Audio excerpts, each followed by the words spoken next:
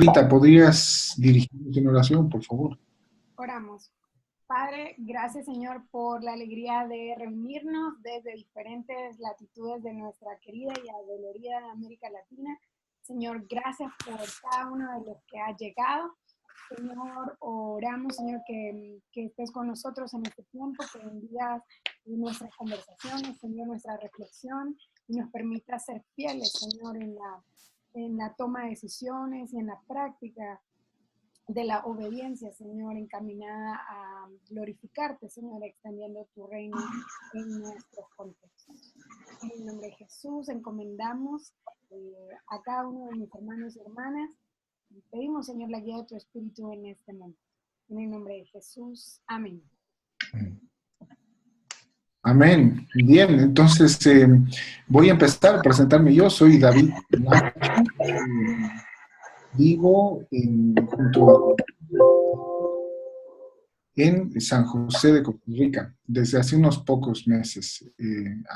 Antes vivíamos en Bolivia, pero ahora estamos en Costa Rica.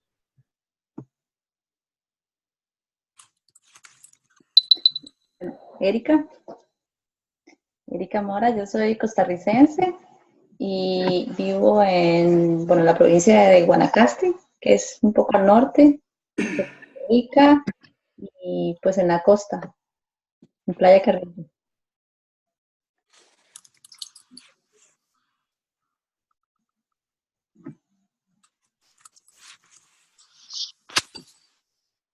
Bueno, un saludo. Ahí les habla Santiago Benavides desde la ciudad de Bogotá. Vivo en Medellín, pero ahorita estoy en Bogotá.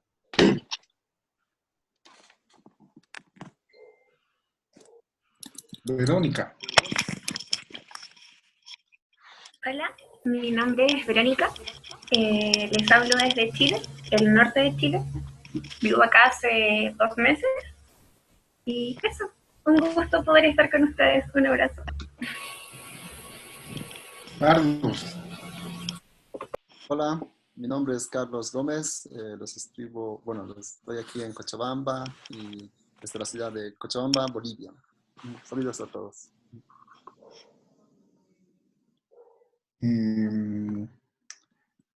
Miguel. Hola, ¿cómo están? Es un gusto, igualmente desde Cochabamba, Bolivia, estamos ansiosos por este día, por el poder compartir con ustedes, escuchar experiencias y sobre todo ser bendecido con cada experiencia que ustedes nos puedan contar. Gracias. Grace. Buenas noches a todos. Vivo en Bogotá y estoy en Bogotá. Bueno, bienvenido, Santiago. Gracias, Gracita. Buenas noches a todos, una alegría compartir esta noche. Bienvenida. Morgan.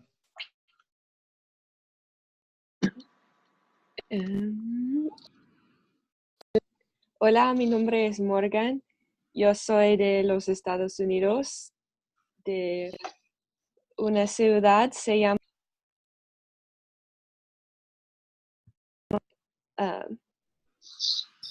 ¿Está funcionando? Sí. Oh, sí. Te escuchamos. Gracias. Vivo en una ciudad, se llama San Juan Capistrano, y es un gusto estar en este curso. Carla. Hola, soy Carla y vivo en San Salvador. Bienvenida. Ismael.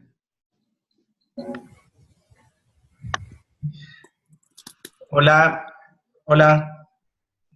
desde Colombia, mi nombre es Ismael, soy de la Sierra Nevada de Santa Marta y pues qué bueno compartir con ustedes.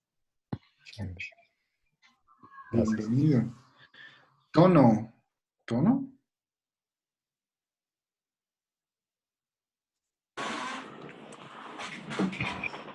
Hola, sí, mi nombre es Tono. Bueno, mis amigos me dicen Tono, ustedes también. Es un gusto poder estar con cada uno de ustedes y poder aprender en esta nueva fase. Estoy ahora en El Salvador, soy de Guatemala y mucho gusto. Bienvenido, Tono. Patti. Hola, buenas noches. Soy Patti de Argentina, viviendo en El Salvador. Y bueno, también es un gusto compartir con todos ustedes. Bienvenida. Joaquín. Yes, ahora sí. Hola, soy Jocabel, panameña del pueblo indígena Cuna. Vivo donde estoy. Ahorita estoy en Costa Rica, pero vivo en Panamá. Y bueno, mucho gusto a todas y todos los que están participando en este curso. Y yo estoy aquí acompañando a Jocabel. Soy Ruth y vivo aquí en Casadobe y soy parte del equipo de SETI. Bienvenidas y bienvenidos a todos. Bienvenidas. Ruth Valencia. Hola, ¿sí me escuchan bien? Sí. Yo soy Ruth Valencia, vivo en el sur de México, en Yucatán, y mucho calor el día de hoy. Y bueno, es un gusto escucharles y leer en el camino. Bienvenida. Marcel. ¿Qué tal? Buenas noches. Mi nombre es Marcel Navia y hablo desde Cochabamba, Bolivia. Y la verdad, tardé un poco en conectarme porque soy algo nuevo y no sé inclusive si estará saliendo este audio. Y si me están recibiendo, bueno, saludos, abrazo. Te escuchamos. De Cochabamba es más fácil. Karen Romero.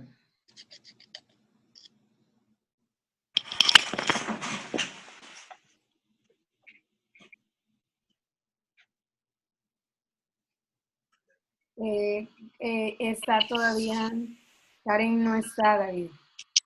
Ay, qué lástima. ¿Está nuestra Karen, la de SETI? Hola, sí, aquí estoy tratando en línea. Bienvenidos a todos, de Karen Montano. Gracias, Karen.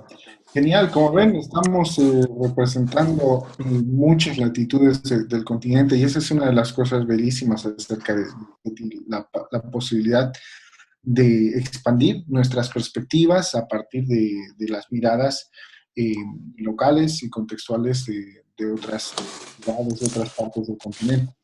Entonces, vamos a meternos de lleno en la conversación, empezando con lo que hemos leído sobre escribir, de parte de LEAX y de este señor Luis Cruz Villalobos. Entonces, ¿hay alguna reacción inicial a lo que hemos leído sobre LEAX? Santiago y Luis pueden participar en esto libremente también, ellos como han podido leer. Gracias, gracias.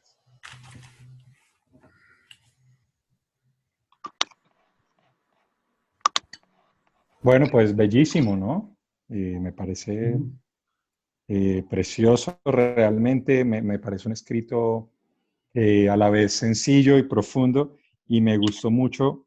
Me gustó mucho a la vez que es una frase un poquito difícil de digerir, digamos, en primera instancia, cuando él dice que aún debemos renunciar a nuestra verdad para mantenerla, ¿no? Hablando sobre digamos, esta preeminencia del lenguaje, por así decirlo. Debemos renunciar a nuestra verdad para mantenerla. Me llamó mucho la atención. Eso él lo compara, ese renunciar a la verdad lo compara con el grano de trigo que cae en la tierra y muere para lograr florecer. De alguna manera se renuncia a la verdad para que esa verdad florezca. Y me parece una idea muy, muy real, aunque es muy poética, también es muy pragmática. Eso quería decir. Es cierto, es la primera vez que lo lees, como especialmente el niño que creció en la escuela dominical dentro de mí reacciona como muy fuerte a esa frase, ¿no? Inicialmente. Sí, me toma unos minutos digerirla, pero una vez que la voy asimilando me hace pensar que es cierto, o sea, especialmente si consideramos que Dios es verdad, o que Jesús es la verdad, entonces me lleva a mí a cuestionarme qué tan fácil nosotros decimos que poseemos la verdad, ¿no? O que la capturamos. Entonces, a lo que él nos llama es algo necesario para mí en este momento. Muy, muy necesario, sí. Necesario. ¿Qué otra opinión hay al respecto? ¿Sobre ese punto o sobre otro punto de Leax?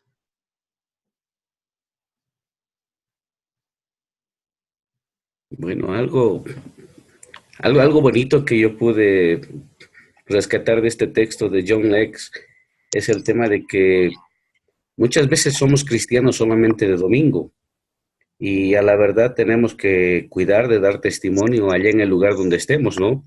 Porque somos cristianos en el bus, somos cristianos en el trabajo, somos cristianos en el lugar que nos toque estar y esto es no solamente de fin de semana, sino que es de día a día. Y a la verdad es desafiante porque cada uno de nosotros somos ciertamente cartas vivas, ¿no? Y eso hay que tener en cuenta. Sí. Ciertamente, sí. Yo quería comentar algo que también me pareció algo bien bonito. Es básicamente la parte de cómo usa un poema describiendo algo que conocemos y luego los relaciona con algo abstracto, ¿no? Y cómo después eso algo que tú conoces, con ese algo abstracto, vas identificando varias partes y como que te identificas y entiendes mejor a través de lo que conoces, ¿no? Y eso es lo que hace, por ejemplo, cuando escribe cuando hablo un poema justamente sobre escribir, cuando escribo algo me preocupo más del presente, luego cuando pienso es el futuro y cuando termino de escribir ese poema que escribo ya es el pasado y luego dice, esto es la salvación, digamos, ¿no? Hay un futuro, hay un presente y hay un pasado, digamos, ¿no? Eso me pareció una forma extraordinaria de entender algunas cosas, ¿no? Sí. Sí, repasemos ese concepto que nos ofrece, ¿no? De estar en el presente, que lo compara con la salvación, que si coincido contigo, es absolutamente genial.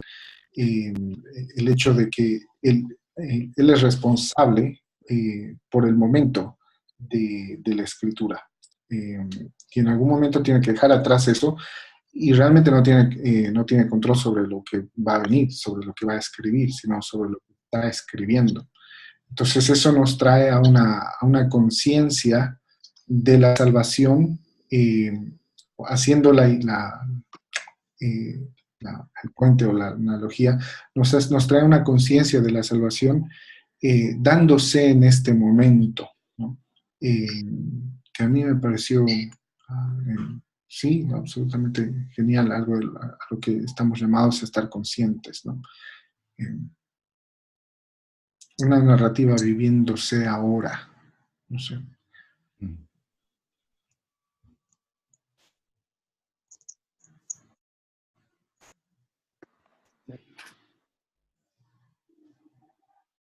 ¿Alguna otra observación sobre Lex?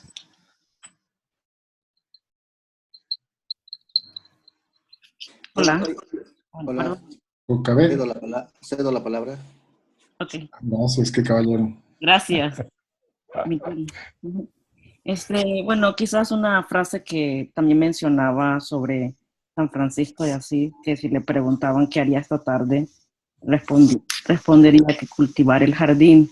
Entonces estuve pensando un poco en el significado de cultivar el jardín, de esa metáfora, ¿no? Que tiene mucha relación con lo que hablas de estar en el presente. Y casualmente ayer hablaba con una amiga sobre la vida y a veces con tantas actividades y trabajos que hay, en lo personal a veces olvido el momento donde estoy y disfrutarlo porque estoy pensando en mañana. Entonces casualmente hoy mismo yo pensaba que era jueves y entonces estaba enredada por una tarea que tenía que entregar para mañana a la medianoche.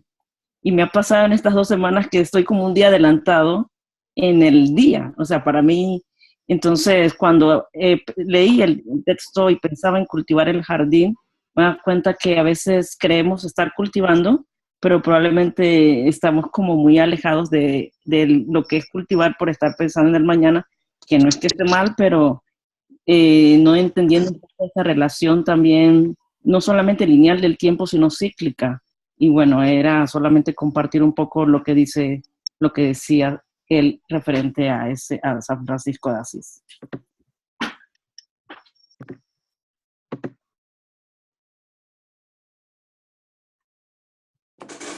Gracias, Jocoy. Miguel, ¿ibas a decir algo? Sí, bueno, hoy estuve compartiendo un tiempo especial con estudiantes del seminario y algo que me tocó hablar fue sobre la integridad. Y la integridad la basé un poco en la vida de José. Y algo que me marcó mucho en la vida de José fue que él, cuando vivía en su presente, glorificando a Dios, la Biblia dice que Potifar veía a Jehová en José. Entonces, creo yo que es tan importante entender ese presente como cristianos, como hijos de Dios, porque ese presente nos marca en sentido a quién estamos mostrando y a quién estamos viviendo y a quién estamos predicando. Ese presente es tan desafiante para nosotros que realmente nos lleva a poder mostrar un Dios real y un Dios vivo en cada actividad que uno está haciendo y uno está practicando.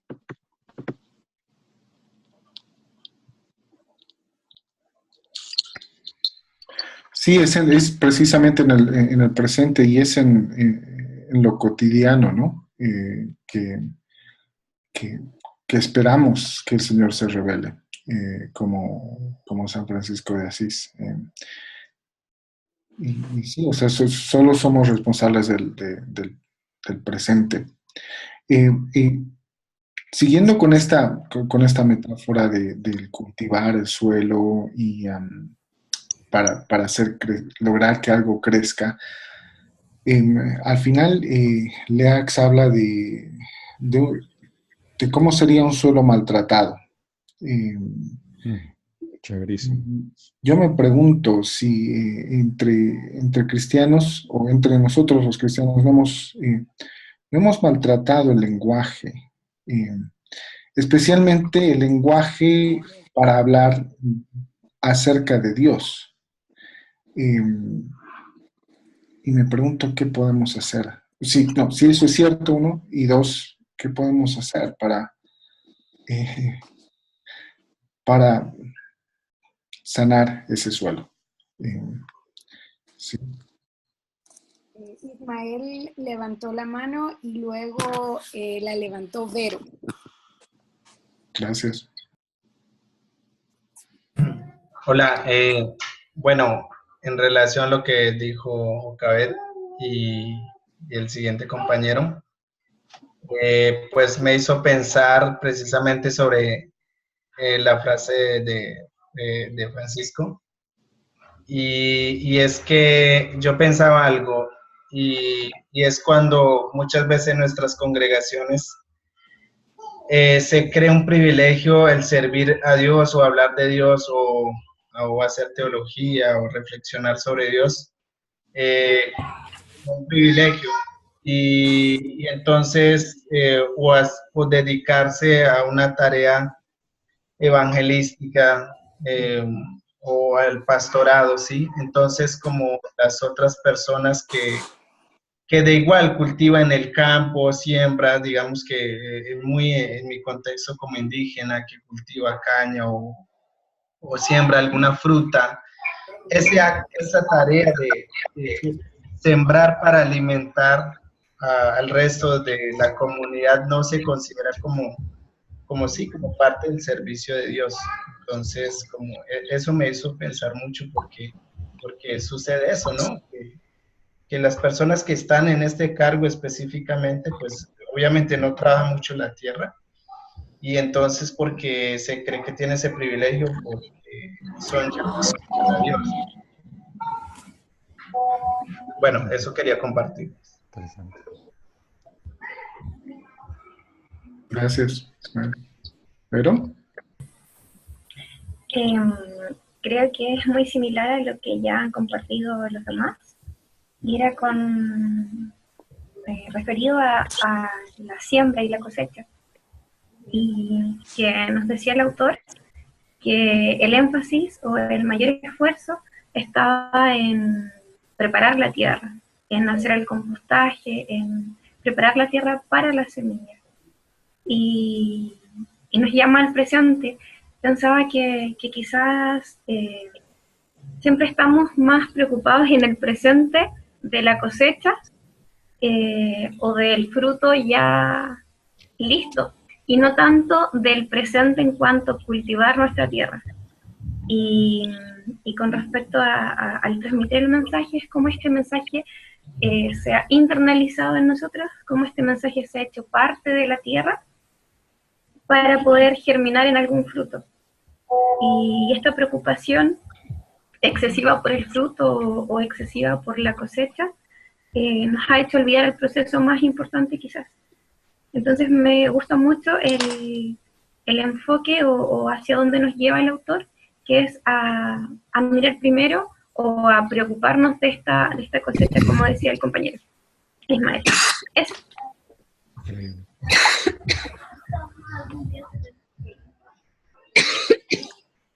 Gracias.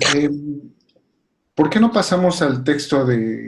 David, yo quisiera decir una cosita ahí. ¿Puedo? Claro que sí. Que me gustó mucho cuando él dice, de todo ese tema que han estado hablando, cuando él dice que así como el uso del suelo se vuelve destructivo si se hace con una mentalidad cortoplacista de solamente tener una cosecha de un año, por decir algo. Asimismo, el uso del lenguaje de esa misma manera también es a la larga destructivo. Y eso de alguna manera lo relaciona un poco con el hastío que a muchas personas les genera lo que ellos identifican como el mensaje cristiano. ¿Sí me explico? Hemos abusado del lenguaje de tal manera que hemos causado un efecto destructivo, ¿cierto? En ese sentido. Y entonces, digamos, ya hay una prevención muy grande de muchos a todo lo que perciben como una, digamos, sí, como una especie de libreto religioso, por decir algo, ¿cierto? Gracias, Santo.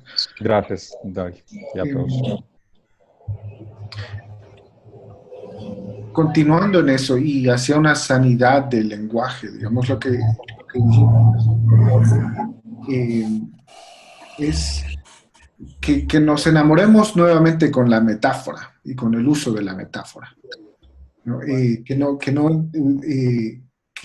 huyamos o que salgamos de esa tendencia a usar lenguaje simplemente de manera para definir cosas, como un diccionario, ¿no? Y que más bien a través de la metáfora nos hagamos participantes en la creación del significado y en el ingreso a la acción de la palabra, dice él. Entonces, esta manera de hablar, más metafórica, de Eugene Peterson, tiene que ver con la... es más hospitalaria porque demanda que las personas trabajen en la creación de significado, que se involucren y no que simplemente lo reciban como algo que no puede cambiar, ¿no? ¿Qué opinan de eso? ¿Qué opinan de lo que dijo Eugene Peterson? ¿Ha habido un comentario? Adelante.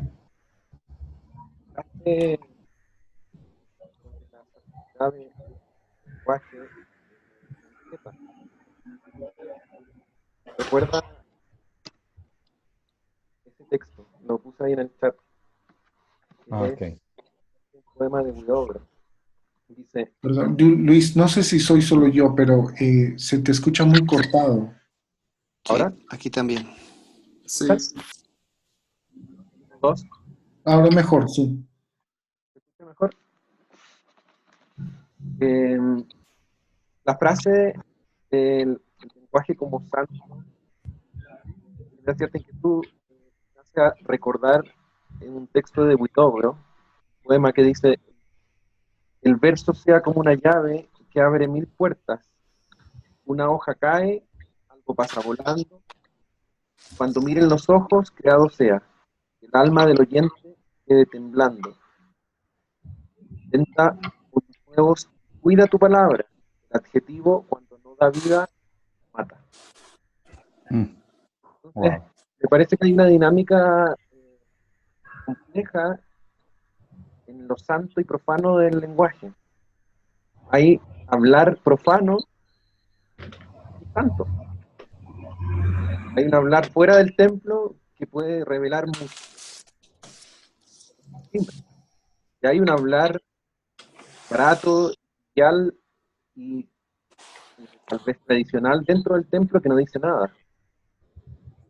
Entonces, la frase del autor me hace como pensar un poco en esa dinámica compleja de lo santo y profano del lenguaje. Wow.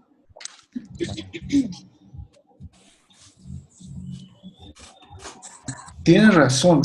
El lenguaje, llamémosle cúltico, o el que pertenece dentro del templo, como dices, es muy históricamente se ha aprovechado, se lo ha aprovechado muy fácilmente por las personas que tienen poder para legitimar ese poder, ¿no?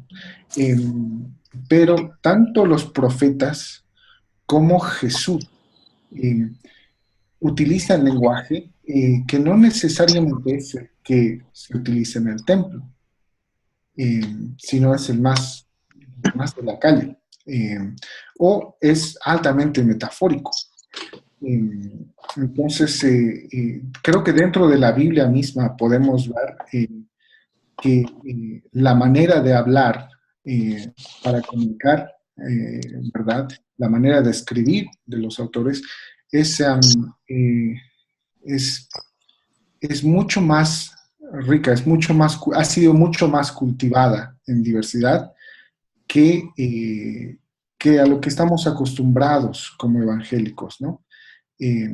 Como decía Santiago, de que tenemos una manera de orar, una manera de transmitir el evangelio, si quieren, que,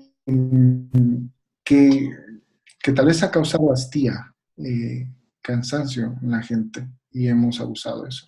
Pero la Biblia misma nos da ejemplos de maneras frescas, creativas de usar el lenguaje. No sé qué opinan. Bueno, es que me parece increíble lo que mencionaba Luisito ahorita. Me hace recordar hay un librito que recomiendo mucho su lectura. Es un librito sencillito y lo escribió una crítica de arte bastante controversial, Avelina Lesper, una chica mexicana. Y el libro se llama, oigan nada más el título, se llama El fraude del arte contemporáneo. De entrada ya es. Y ella dice una cosa, ella dice que se ha llegado a un punto en que el museo es el que le da el valor a la obra. ¿Sí me explico? La obra solamente adquiere su valor cuando está expuesta en un museo. De la misma manera ahora que Luis hablaba del templo, de lo que se dice en el templo, lo que se dice fuera del templo, pienso que podríamos decir que también hay una especie de fraude en el lenguaje contemporáneo religioso. Y es el templo el que le da el valor al discurso. Y si no hubiera templo, el discurso quedaría reducido a nada, digamos, ¿sí? Me hace pensar en eso. No siempre, por supuesto, pero creo que hay muchos casos en los que eso sí pasa.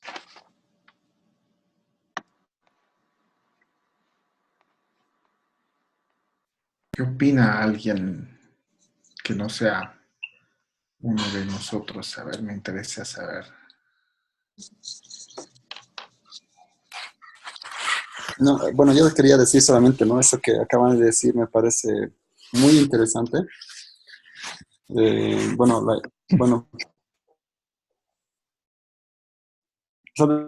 El sentido de que, o sea, o sea, lo que acaba de decir, esta parte de que en la iglesia se valoriza más o menos el discurso, pero fuera queda, bueno, es diferente, ¿no? Pero luego lo que decía David también, que Jesús, o sea, tenía un discurso tanto para afuera y para dentro del templo, ¿no?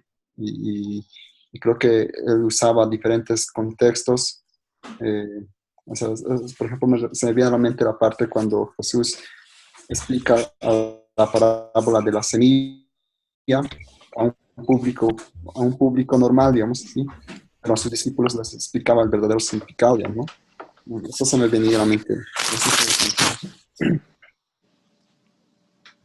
También pensaba en la metáfora de Cristo de los odres nuevos, los odres viejos. Hay lenguajes que son odres viejos, secos, no soportan la chicha dulce, fresca, gente, palabras, pueden contener tipos de lenguaje que no pueden contener la grandeza, lenguajes que ya están secos, obsoletos, modos de hablar, palabras, Excelente. no resisten la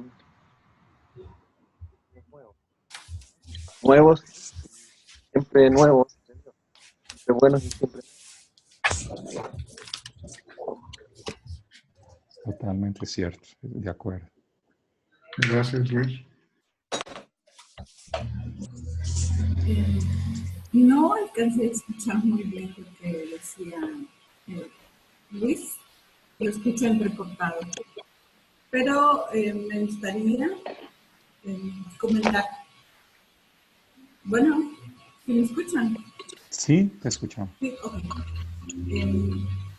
Con respecto a lo que decía Eugene, la verdad es un gran desafío y estoy pensando, ahora me viene a la mente, ¿cómo vivo esto del lenguaje en medio de mi comunidad? Somos una comunidad, pues estoy empezando viviendo con mujeres, amigas, mujeres solteras, de una edad promedio de 25, 35 años. Entonces, ¿cómo vivo esto del lenguaje? Y me genera mucho desafío, porque, por ejemplo, mencionaba lo de la palabra ociosa. En nuestro día a día tenemos muchas conversaciones ociosas. Y necesito entrar de lleno a la palabra y poder intencionar, y es un gran esfuerzo, el intencionar un lenguaje que dé vida. Y ha sido un reto, ha sido todo un desafío, pero creo que vale la pena el evocar, el invocar, el invitar a otros y a otras a usar el lenguaje, a tener oraciones, comidas, charlas, no ociosas, porque es muy sutil, y más con mujeres, ¿no?, que hablamos muchísimo. Es muy, muy, muy sutil el ser ociosas. Entonces, me representa mucho desafío. Y pues en realidad en eso ando, en eso estoy. Y bueno, creo que en eso estamos, muchos y muchos. Espectacular. Buenísimo. Jocabet, ¿ibas a decir algo? Sí, sí, gracias, David. Bueno, en relación al tema de pensar un poco en el discurso y en la palabra, en nuestros contextos sobre el poder que tiene el discurso y la palabra en áreas académicas y aún en la vida diaria, porque cómo se legitima las personas a través de un buen discurso, de una buena palabra. o una palabra que tenga retórica. Entonces, en relación con el tema de los sentidos que habla en el texto, pensaba un poco en que a la final hablamos con los sentidos, más que con solamente la voz o la palabra. Y los sentidos, de una otra manera, comunican, comunican aquellas experiencias de la vida que no se pueden comunicar solamente con palabras. Quería decir esto en relación a que a veces cuando pensamos en el tema de narrativas, de poesía, y quizás partiendo desde un ejemplo de la comunidad Kuna o Wiwa, que está mi amigo Ismael allí, la metáfora cobra vida, cobra sentido, no solamente a través de la palabra, sino a través de los sentidos. Entonces, pues en estos días meditaba porque estuve en una cátedra y entonces la mayoría de los discursos eran a través de la palabra. Y si empezabas con narrativa era como deslegitimizado. Entonces, en relación a ese tema, yo creo que es necesario que aún también se sigan escuchando las voces pensaba un poco en el pueblo Kuna. ¿Por qué? No sé, el discurso es importante, pero se le da más como más crédito a la misma vivencia del diario vivir a través de los sentidos y a través de la metáfora. Entonces yo creo que allí también tenemos un fraude cuando Santiago, hola Santi, Hola, Joaquín. Qué milagro verte. Sigue, perdón. Entonces, del fraude, y yo estuve en estos días y termino con esto en Portland y estuvimos viendo la historia de los indígenas de las primeras naciones, perdón, de Estados Unidos, y ahí querían legitimar porque estaba el museo y estaban las artesanías, pero de una u otra manera no tenía evidencia porque era a partir de esas voces, pero a partir también del discurso que se da en el contexto donde está. Entonces, bueno, solamente reflexionando un poco con la lectura y con lo que decían. Excelente. Muchas gracias. Buenas. Hawk. Quisiera darle la palabra a quienes no hayan participado. Me parece que Marcel, Karen, Erika, Morgan y Patty no se han expresado. ¿Qué opinan? Voy a hacer lo siguiente. Pueden generar conversación sobre lo que estamos hablando ahora, sobre lo que hemos leído, o sobre lo que han escrito los estudiantes, ¿sí? Sobre sus fotos y su reflexión. Entonces, adelante, Patti. Sí, miren, yo leyendo lo de la metáfora, me encantó descubrir cómo a partir de la creación de una participante de que esa palabra o ese concepto que aprendí cobre vida, ¿no? Y cómo muchas veces solo nos quedamos en el significado de la palabra y no tratamos de hacer entender el mensaje de una manera comprensible de acuerdo a las edades o a las personas del público al cual le estamos hablando. Entonces, hacía mi comparación con el área de trabajo en el que estoy escribiendo ahora, que es a través del deporte, y cómo a través del deporte usamos esas metáforas también, por ejemplo, al utilizar una pelota y enseñarles a los chicos acerca de objetivos, cómo hay que cuidar lo importante, y mencionamos el balón, ¿verdad? Cómo durante un partido es importante cuidar el balón porque estamos cuidando algo que es nuestro, que nos pertenece y demás, y cómo pensando en esto tendría que ser quizás más intencional para enseñar esas verdades a través de metáforas que son mucho más fáciles de entender para la gente porque tienen que ver con cosas cotidianas o de la vida que yo le estoy dando un significado que toca todos los sentidos, ¿no? Entonces me despertaba eso, a que muchas veces no soy consciente y solo explico un tema o doy a conocer una idea de manera solo racionalmente, porque así es como yo aprendo. Pero qué recurso tan lindo es la metáfora para poder usar más provecho de ella, y qué herramienta para aprender más, porque al momento en donde yo tengo que crear una metáfora, indudablemente tengo que poner mucho más esfuerzo en tratar de aprender mejor para poder buscar la imagen correcta, de que no se desvirtúe lo que estoy tratando de explicar, ¿verdad? Claro. Bueno. Gracias, Pati. Marcelo, Erika, Morgan. Erika. Bueno, pensando un poco lo que hablaban sobre el lenguaje, yo quisiera leer un extracto del texto que dice, ¿me escuchan? Sí. Sí. El lenguaje contemporáneo ha sido secado por las modas del mundo académico y el frenesí de la codicia económica e industrial. Como consecuencia de ello, gran parte de la conversación de nuestra época se ha convertido en, bueno, simplemente una charla, sin mucho contenido teológico, sin demasiada relación a nivel personal, sin Espíritu Santo. Si ha de existir una comunidad sana, tiene que existir un lenguaje saludable. Necesitamos tener una sensibilidad para el vocabulario que pueda detectar y eliminar las ideas incorpóreas, el lenguaje que impide entablar una participación personal. Al pensar en eso, no sé, a mí me daba como cierto casi dolor. Muchas veces, pues en las prédicas en nuestras iglesias y algunas en que he estado presente en estos tiempos, uno termina sintiendo como, no sé, desconectado de la persona que está enfrente, ¿verdad? Mucho de lo que se dice, como dice ahí, es como incorpóreo, es como otra vida, es como, esto no tiene que ver conmigo. Se habla mucho más del futuro, de las visiones, de muchas cosas que uno, bueno, termina sintiendo, bueno, no se identifica. Y hace pensar en que, pues quizá que somos muy diferentes al que está ahí enfrente, ¿verdad? Con nuestras luchas, dolores y cuestiones que no parecen que esa persona las tenga. Entonces, no sé, es como un dolor, ¿verdad? De lo que estamos diciendo y exprimiendo ahí, porque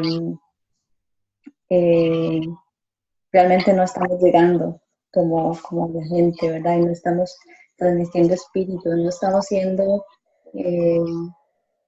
no sé, íntegros totalmente de cómo somos. Entonces, como decía la otra compañera, es como un reto, cómo dar ese salto de hablar palabras que conecten, ¿verdad? Que conecten esto del aquí y ahora, pero que también que nos hagan pensar en lo invisible, como decía él.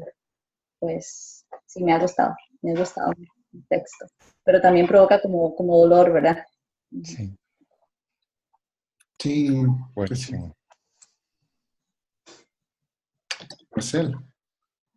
Bien, tal vez del texto de Petersen, tal vez entre las frases que me gustaron y que puedo rescatar, me gustó esto de que habla de una piedra. Y a la verdad, si es que pensamos en una piedra a secas, evidentemente puede ser tropiezo, puede ser causar daño, pero me gusta el segundo, un concepto que introduce, que es el tema de edificación. Y es más, el Señor cambia nombres. Y uno de los grandes ejemplos es, por ejemplo, en el caso del apóstol Pedro, que originalmente es Simón, hijo de Jonás, pero que el Señor le convierte en Pedro. Y es más, nuestro Señor Jesucristo también es considerado como la piedra o la roca angular, ¿no? Entonces, a veces pensamos de manera cerrada, pero miren cómo de esta piedra y de esta piedra maravillosa que es Cristo Jesús, o sea, podemos tener como una especie de una dicotomía, ¿no? O sea, como algo productivo, como algo útil, como algo muy beneficioso. Y otra cosa que también me gustó de este escrito de Eugene Petersen, me gusta esta frase: cuando estamos expuestos a la palabra, nos involucramos con Dios. Y vino a mi mente el siguiente pasaje. ¿Recuerdan ustedes que el Señor quería lavar los pies de los apóstoles? Y claro, cuando se acerca Pedro no quería que lavara sus pies.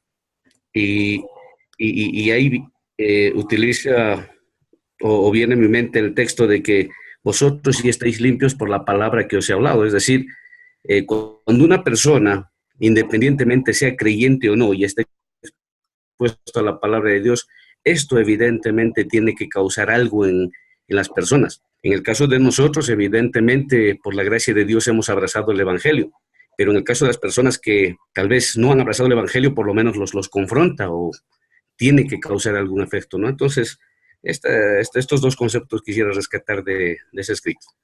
Gracias. Gracias, sí, muy, muy lindo eso de...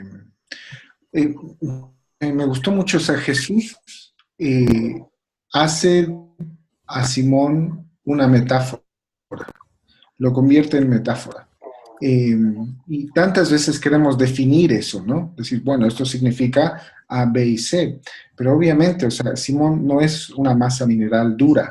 O sea, lo que nos está, lo que me encantó de Jim Peterson aquí es, él dice, todavía estamos tratando de entender las conexiones e implicancias que entraron en juego con esa metáfora, 2000 años después. Wow. Ese es el valor del lenguaje metafórico. No es para resolverlo, es para expandirlo. Morgan, no te hemos escuchado. Hola. Lo que me gustó sobre lo de Eugene Peterson es que me hizo pensar en cómo nuestros contextos nos hacemos a pensar en diferentes cosas. Como dos personas pueden ver o leer la misma cosa y salir con diferentes interpretaciones. Y en la iglesia tenemos diferentes iglesias y expresiones de fe. Y a veces es difícil entender por qué algunas personas hacen algo por su fe y así, pero las palabras, cada persona tiene una interpretación desde su contexto que es diferente y es muy bonito, pienso yo.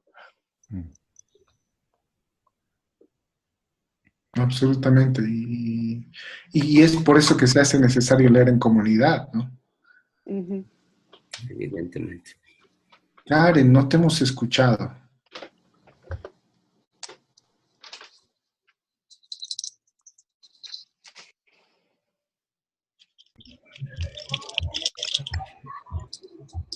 Hola. Hola. Hola, ¿me escuchan? Te escuchamos. Hola, Karen. Sí. Pues buenas noches, yo me incorporé ya un poco tarde a la reunión, pero estoy tratando de ponerme al día con lo que están hablando. Del libro o de la introducción que leímos, lo que yo puedo rescatar o lo que a mí me gustó bastante es cuando habla sobre la diferencia entre la teología fuerte y la teología débil. Aquí hay un poco de ruido. Si no escuchan, me avisan. Escuchamos.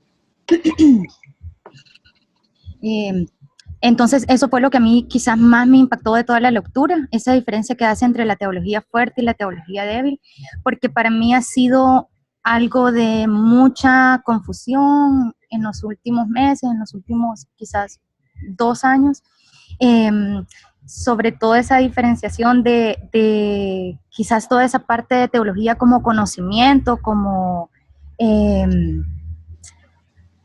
eso realmente, como conocimiento nada más. Y luego me encantó ver cómo hace toda esta parte y toda esta analogía con la forma en la que Jesús realmente se comunicaba, y él le llama como teología débil, ¿verdad? Como, no necesariamente porque fuera débil, sino porque... pero pues él le llama así, y hace referencia pues a la forma en la que Jesús se comunicaba, que lo hacía siempre por medio, no siempre pues, pero que usaba mucho las parábolas, las metáforas, y que era otra forma de comunicarse con la gente, ¿verdad? Y que era una forma quizás más fácil para comunicarse con ellos, porque normalmente lo relacionaba con partes de la vida diaria, de cosas como muy cotidianas y con las que las personas estaban más acostumbradas a escuchar. Y es lo que creo yo que nos pasa muchas veces. Muchas veces quizás podemos ir a escuchar un sermón de 1 hora o exponernos a la predicación de la palabra por 1 hora, pero si no logramos aterrizarla realmente en cosas prácticas de la vida diaria, podemos escuchar mucho acerca de justificación, o podemos escuchar mucho acerca de salvación y realmente no entender qué significa.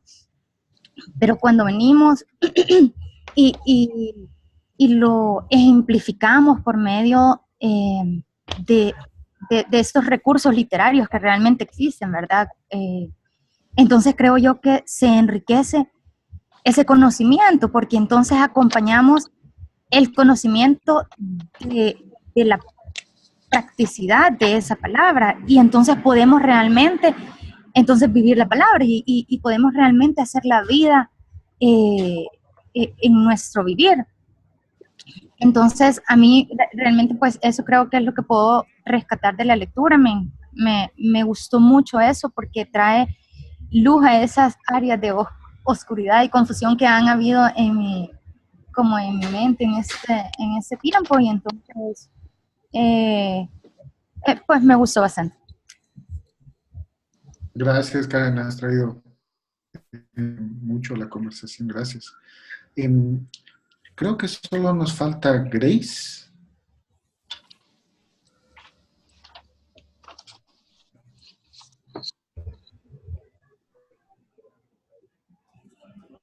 Grace. Yo paso, David, gracias. Ok, gracias. Voy a hacer un ajuste logístico aquí. Tenemos que hablar, la idea era que intercambiáramos más experiencias. ¿Perdón? Bueno, continúo. La idea era que intercambiáramos más entre nosotros sobre lo que han escrito en la plataforma, pero el tiempo corre.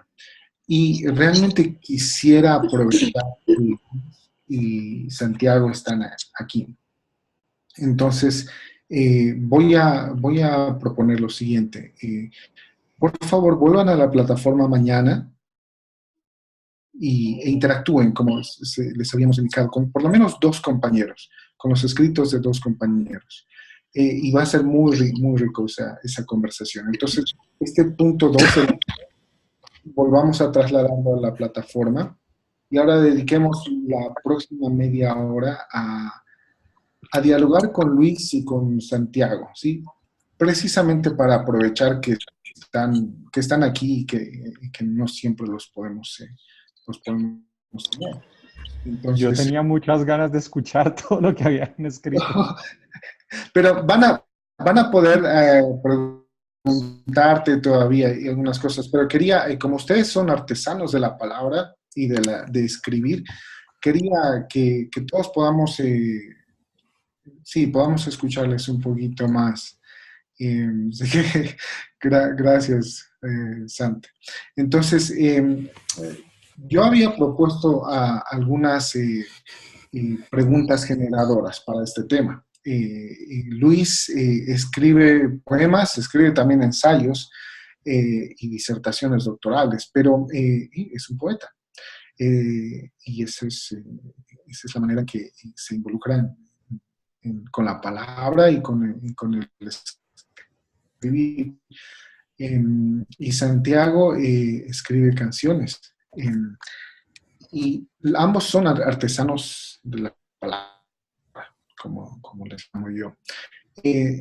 Pero hay algo en común, aparte de eso, y es que ambos se dan a conocer de maneras algo alternativas.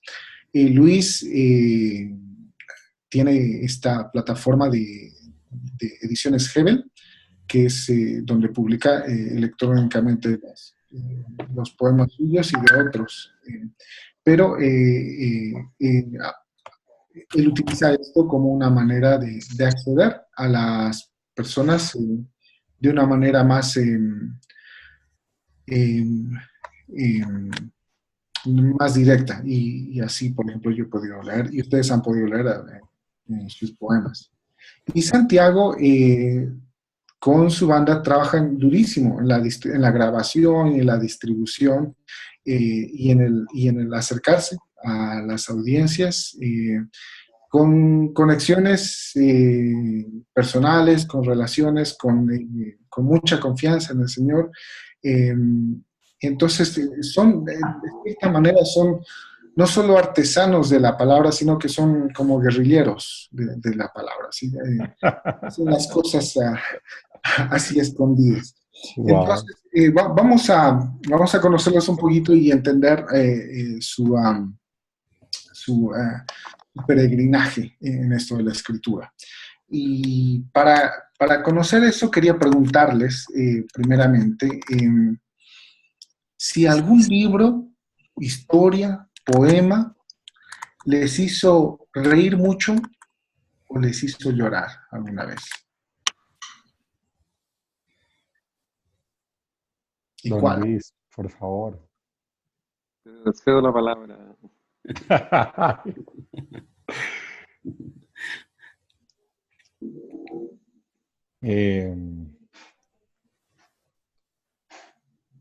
A ver, estoy pensando un poco.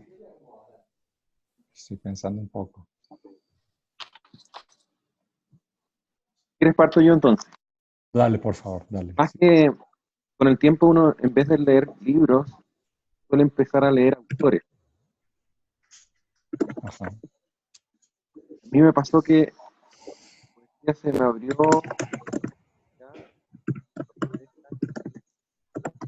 leyendo poemas. Se te cortó totalmente, Luis. ¿Me escuchas ahora? Sí. Ahora sí. Parece que mi micrófono no es muy bueno. ¿Me escucha ahí? Sí, sí. Sí. ¿Parto de cero? Sí, por favor. Mejor. Mencionaba que con el tiempo uno, en vez de leer libros específicos, empieza a leer autores. Y a mí me ocurrió que me conmovió y me abrió el mundo de la poesía, particularmente como un modo de expresión factible para mí, un texto de Nicanor Parra, un poeta chileno que está vivo ahora y debe tener 102 años más o menos.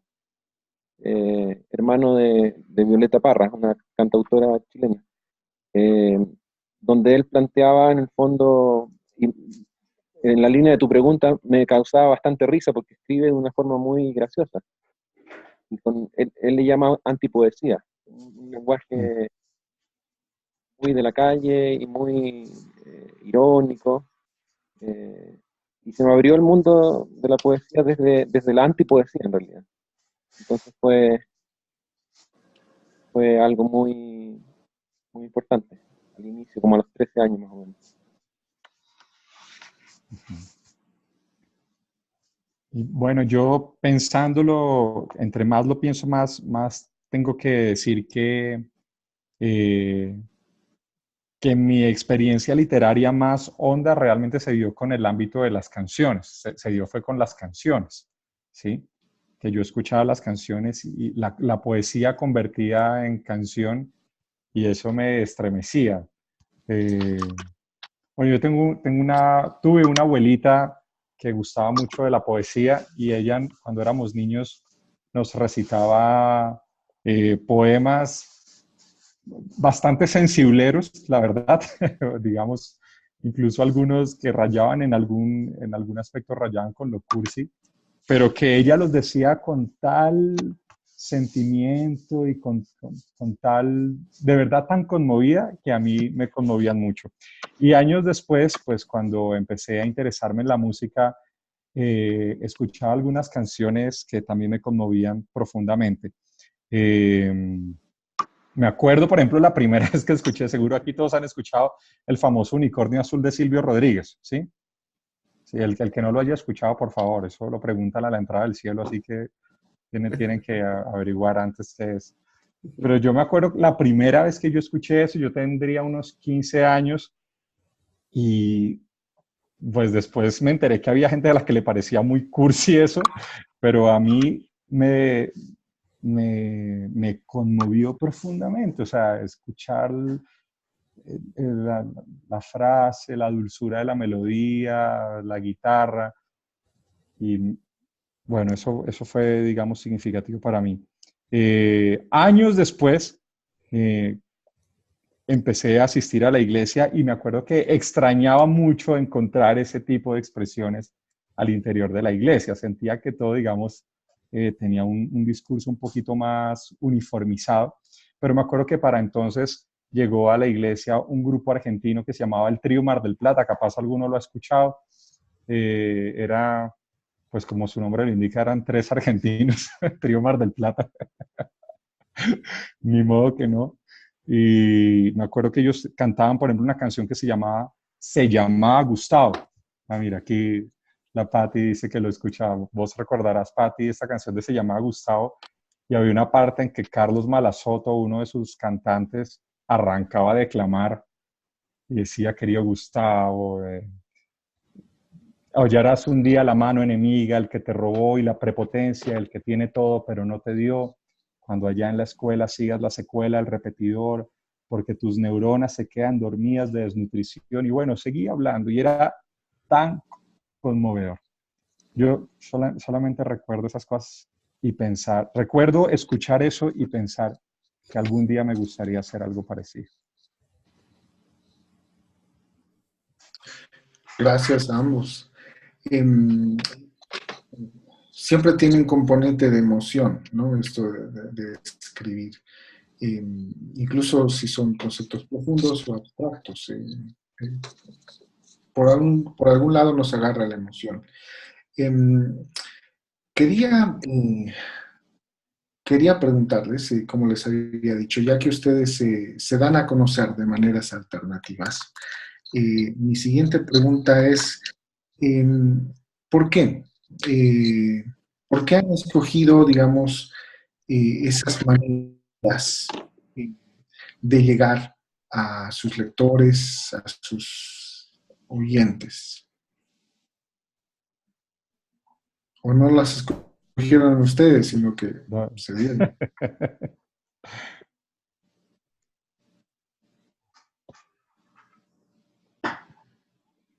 Don Luis.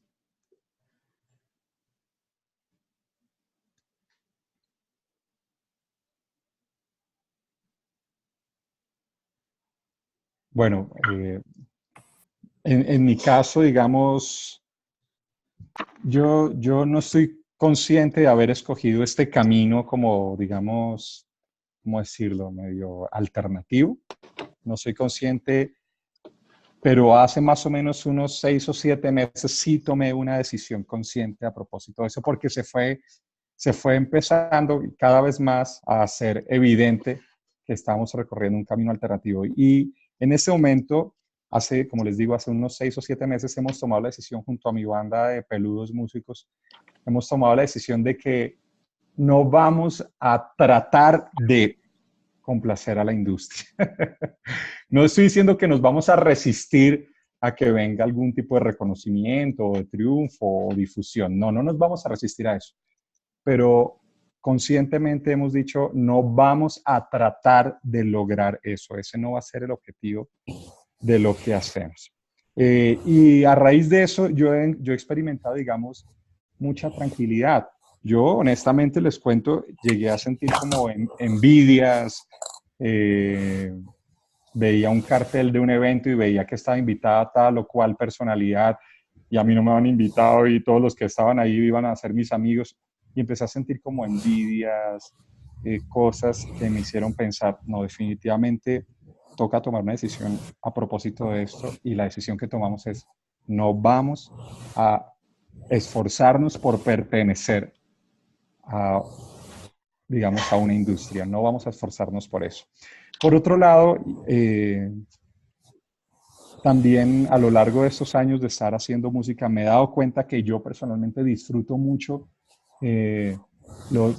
o sea, si a mí me preguntan si prefiero cantar con la guitarra en una fogata o en un estadio, tengo clara la respuesta. Prefiero la fogata 50.000 veces y más con el vino chileno que Luis tiene ahí en su casa. La Vero hace así emocionada, ¿sí? Eso, entonces, creo que el valor de esos círculos íntimos también ha sido un factor determinante en este camino que hemos tomado. Gracias, San Luis. ¿Qué nos cuentas? ¿Me quise escuchar? Sí. Sí. Antes no sé, había un problema con el micrófono. Yo diría que en mi caso ha sido una experiencia que se inició por frustración. Por ver que iba a las...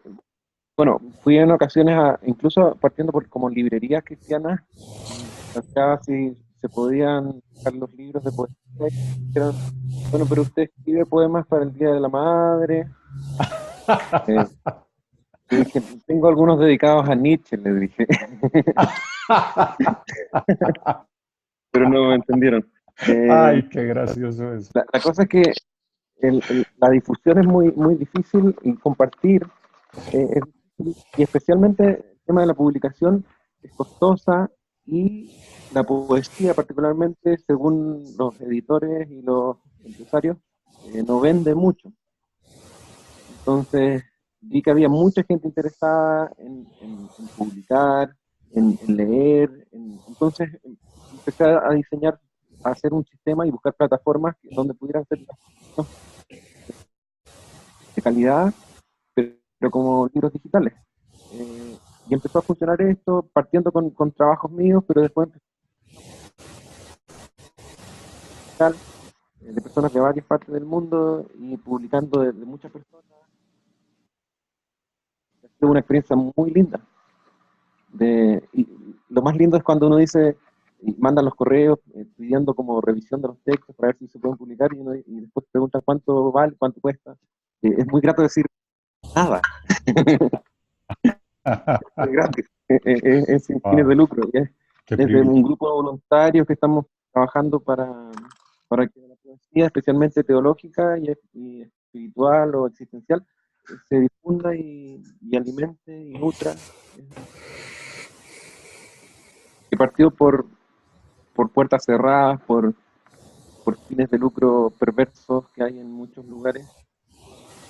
Hebel, el nombre también apunta a eso, como la precariedad de las palabras, el dejarlas, lanzarlas a las versiones siempre preliminares, siempre puede estar mejorándose en las ediciones, pero sí, algo sencillo, pero ha alcanzado, hemos desarrollado un trabajo muy cercano con amigos de la Universidad de Salamanca, haciendo producciones de bastantes trabajos que en algunos casos se imprimen como libros en papel, pero son casos particulares, así donde el que quiera hacerlo lo puede hacer. O sea, se pueden usar las ediciones digitales que están para imprimir en papel, pero eso ya es un deseo personal o para regalar a amigos, cosas así. Gracias. Esta pregunta quería hacerla porque ustedes como estudiantes de este curso, todos han hecho algo que es un poco arriesgado, si se ponen a pensar, porque les hemos pedido que escojan algo significativo. Sí, algunas de las cosas que han escogido son, o sea, realmente muy personales. Y entonces les hemos pedido, escojan algo significativo y escriban algo sobre eso. Y definitivamente algo arriesgado. Y una de los beneficios de eso, una de las razones por las que vale la pena tomar ese riesgo de escribir, es porque nos ayuda a digerirlo de una manera más íntegra. Me acuerdo mucho, una cosa que me cambió mucho a mí, mucho en la vida, fue cuando me enseñaron a escribir mis oraciones al Señor. Entonces, cuando yo las escribo, yo me libero de la forma en que he aprendido a orar. Porque la forma en que yo he aprendido a orar es como muy mecánica, muy o sea, como que uso mucho las muletillas del lenguaje evangélico, de la oración evangélica, ¿no? Y me cuesta no orar así. Pero cuando las escribo, me libero de eso, porque por alguna razón no puedo, sí, no puedo repetir amantísimo Señor, ¿no? No les escribo eso. En fin, pero entonces, en este peregrinaje de descubrir más acerca de la fe, de comprometernos más con la fe a través de la escritura, es importante que aprendamos de estos nuestros hermanos que se han animado a escribir, a mejorar seguramente en su escritura y a compartir con otros. Y en eso me pregunto, si pudieran dar un porcentaje, Luis y Santiago, digamos, del 100% de todo lo que han escrito, ¿cuánto sale a la luz? ¿Qué porcentaje sale a la luz y qué porcentaje se queda en el papel con ustedes y con Dios?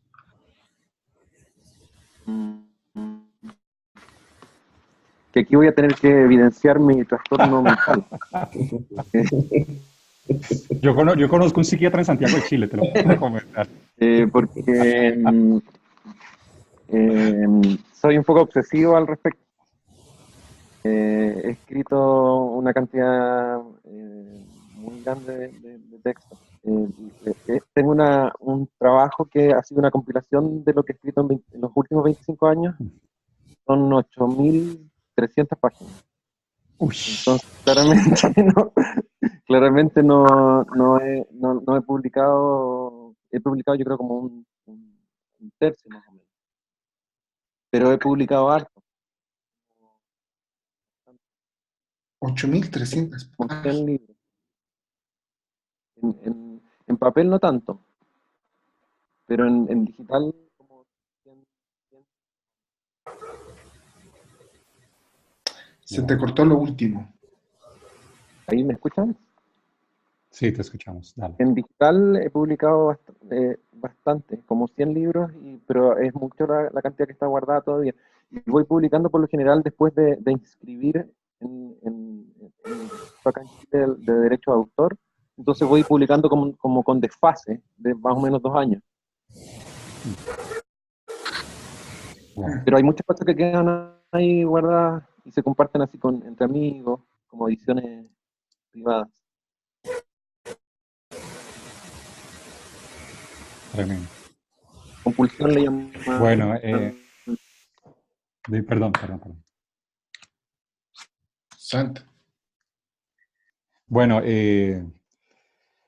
en mi caso, mucho de lo que escribo nunca llega a ver la luz. Yo, de hecho, en este momento tengo aquí mi cuaderno infaltable. Ahí voy a mostrar un poquito ahí. ¿Sí se ve ahí ven un poquito? Entonces son cuadernos llenos de rayones, tachones.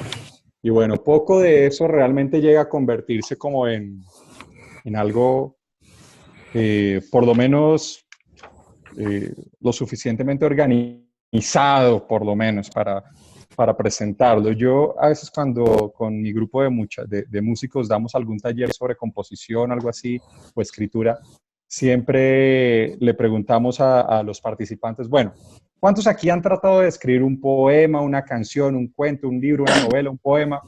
Y invariablemente el 90%, por no decir el 100%, pero el 90% de las personas levantan la mano. Y la siguiente pregunta que les hago es, bueno, ¿cuántos de ustedes consideran que lo que han escrito es una porquería? Y casi siempre el porcentaje se mantiene invariable. Todos piensan que lo que han escrito es una porquería. Y bueno, yo les digo, en honor a la verdad, eso no lo digo como por consolarlos, sino que de verdad también me ha pasado. Les digo, bueno, a mí me pasa con mucha frecuencia también.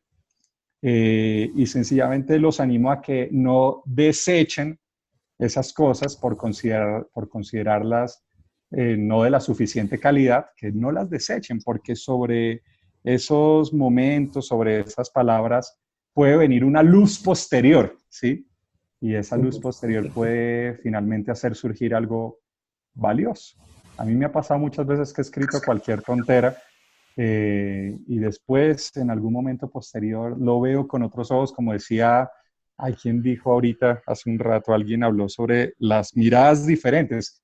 Creo que era Morgan, que habló, sí, sobre las perspectivas diferentes al ver los mismos objetos. Entonces uno ve las mismas palabras que pueden ser igual de feas, pero por alguna razón uno las ve con un chorro de luz que las hermosea.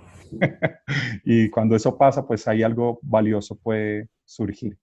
Entonces, sí, me ha pasado que muchas veces que escribo mucho más de lo que publico, por considerar que mucho de lo que escribo no es digno de ser publicado, pero después, en algún momento de la revisión, eso se vuelve valioso y puede llegar a adquirir otro carácter. ¿Puedo hacer un comentario? Claro. Por favor. Hay una frase que se repite bastante en los Salmos, que es: publiquen las obras del Señor. Haré tus obras públicas. Eso a mí me da un peso. Cuando en el caso de la poesía, para mí es tan claro y evidente que no tiene que ver conmigo, que es algo que el Señor pone, que me siento responsable de compartirlo. Y efectivamente implica perseverancia y valor recuerdo los primeros años de escribir, definitivamente nadie en el mundo hubiese querido leer algo así, ni yo, pero perseverando, siguiendo, mejorando, profundizando en la comprensión también del tipo de lenguaje poético, implica no quedarse en el primer poema que se escribió y que fue el último.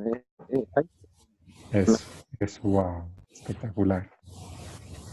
Espectacular, espectacular. A ver, hablando de las obras del Señor, y para ir, lastimosamente el tiempo se ha venido, entonces hay que cerrar en un momento, pero hablando de las obras del Señor,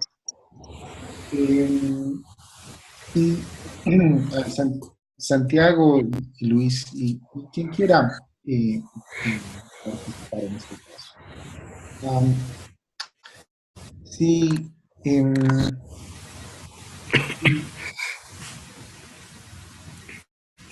¿En qué género literario crees que Dios contaría tu historia? ¿O en qué género literario crees que Dios hablaría de ti?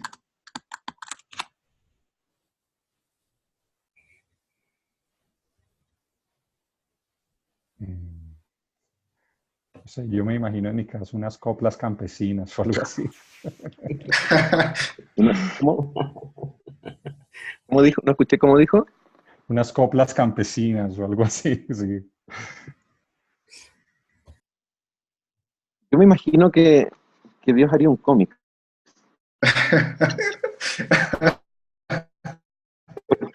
Lo pienso porque es muy raro, Dios.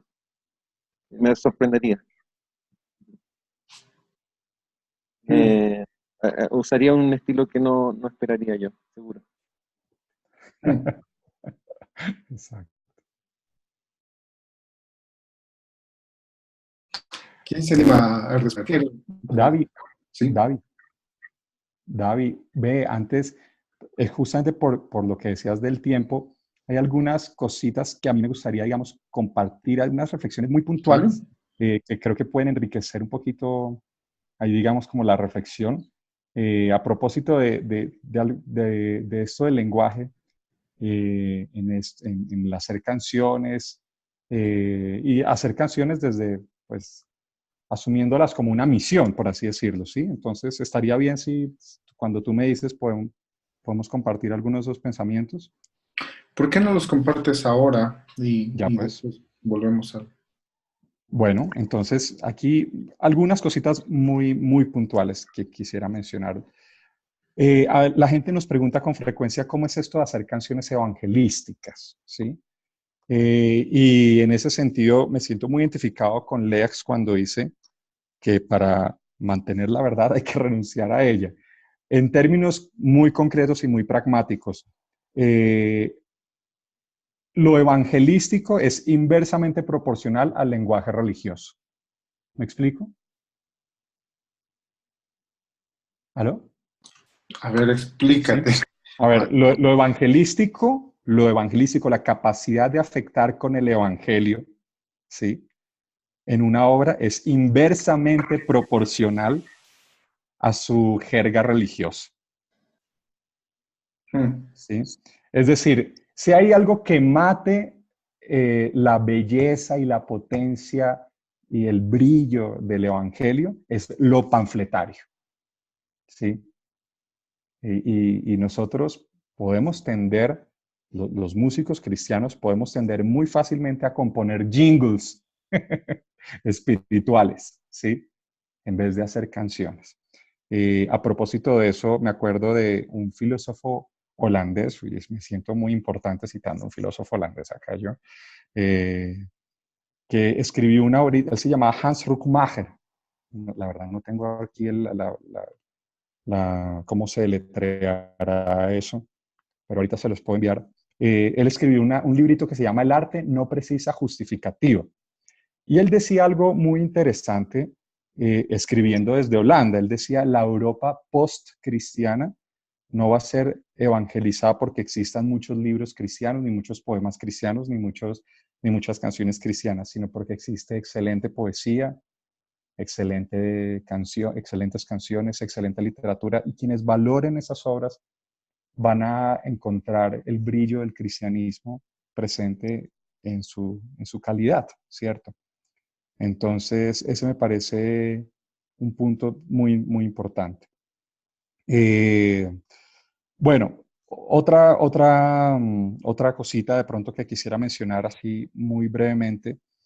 En el lenguaje que usamos en nuestras obras y ese tipo de cosas, pienso que es muy importante hoy en día evitar, hay dos peligros que yo quisiera como evitar como músico y desde Colombia. Uno es el peligro del triunfalismo. Muy fácilmente nuestras obras literarias pueden volverse triunfalistas, y en eso contrastan tanto con los salmos, que son tan descarnadamente reales e incluso, digamos, escandalosos a veces en algunas de sus afirmaciones, ¿cierto? Tendemos a hacer cosas que enfatizan como lo bonito, lo hermoso, que todo va a salir bien. A veces, en mi caso, ha sido por miedo, digamos, a no lograr conectarme con la audiencia, pero creo que ese es un peligro que debemos evitar.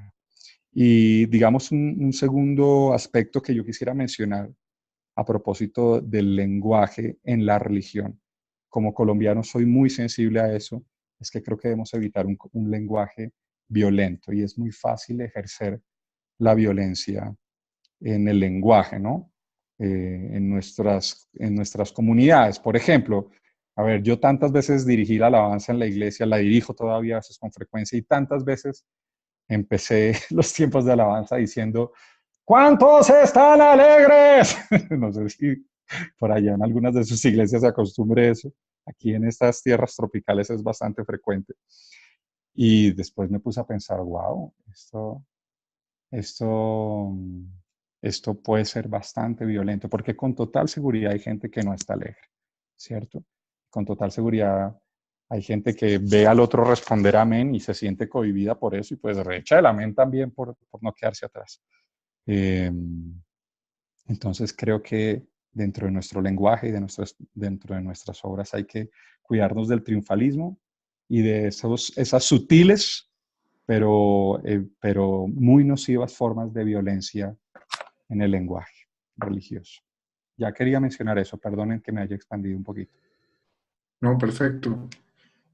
Gracias. Y entra dentro de la vocación del cuidado del lenguaje, de la riqueza de metáforas que podemos utilizar para transmitir para entender, para apropiarnos o ser apropiados por el mensaje, ¿no? Y sí, no, gracias. Luis, ¿ibas a decir algo?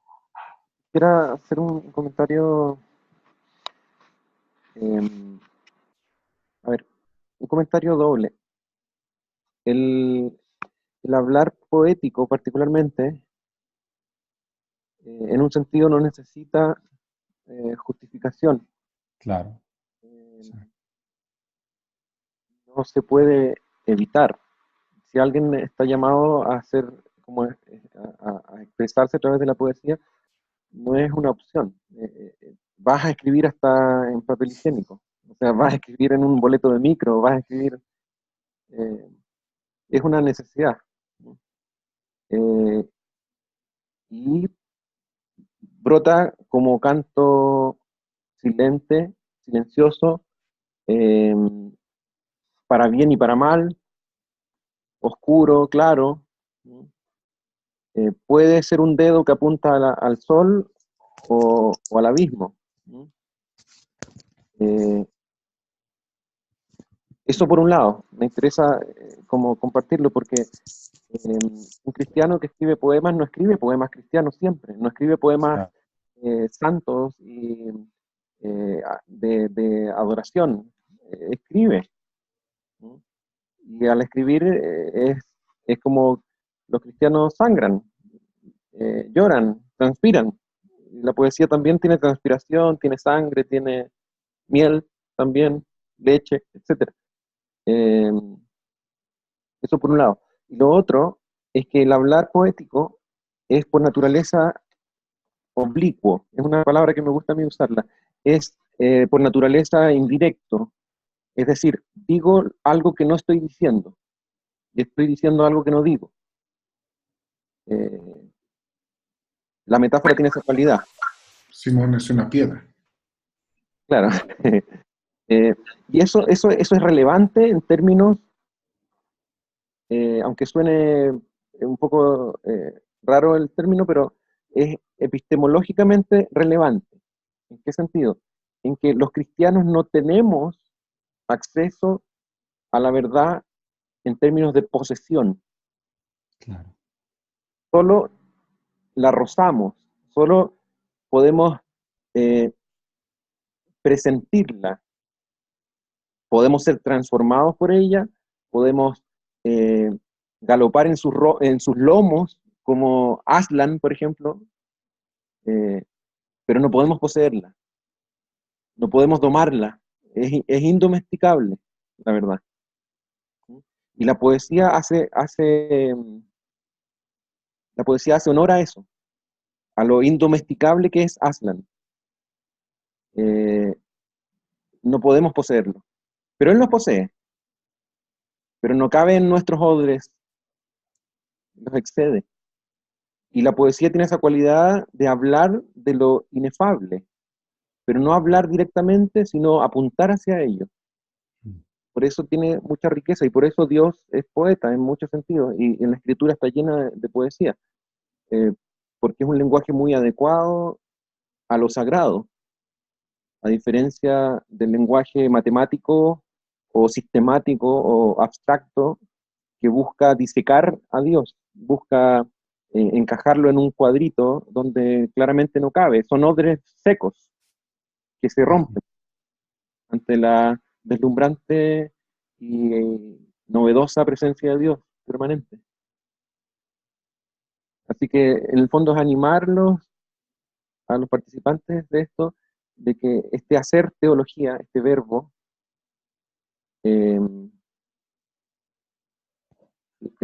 la función de lo poético en el hacer teología es relevante.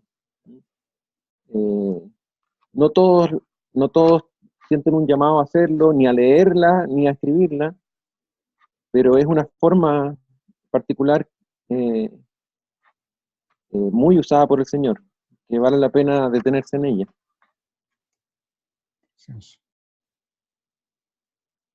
Muchísimas gracias, Santiago y Luis, y a todos y todas quienes han estado acá.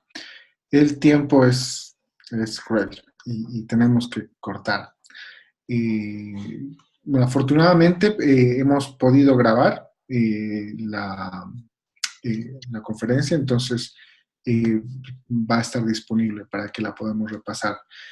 Antes de cerrar esto, repetir mi gratitud con ustedes y recordarles a que terminen el foro de reflexión que habíamos iniciado. Entonces vamos a retrasar un día el inicio de la segunda semana con el verbo correr, para que puedan interactuar con lo que se ha escrito en el foro, que es muy rico.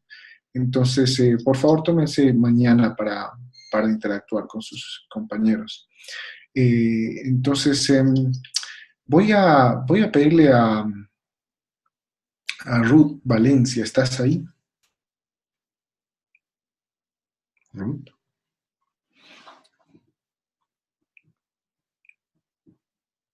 Hola, Ruth. Hola, Ruth. ¿Podrías cerrar este tiempo con una oración y gratitud y de encomendarnos al Señor?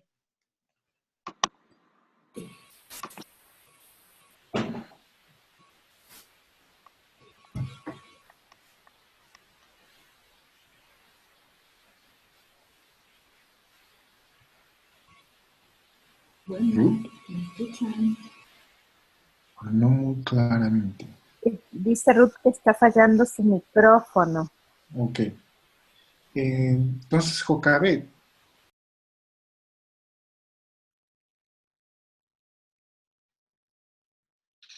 Ok, oremos. Gracias. Amén.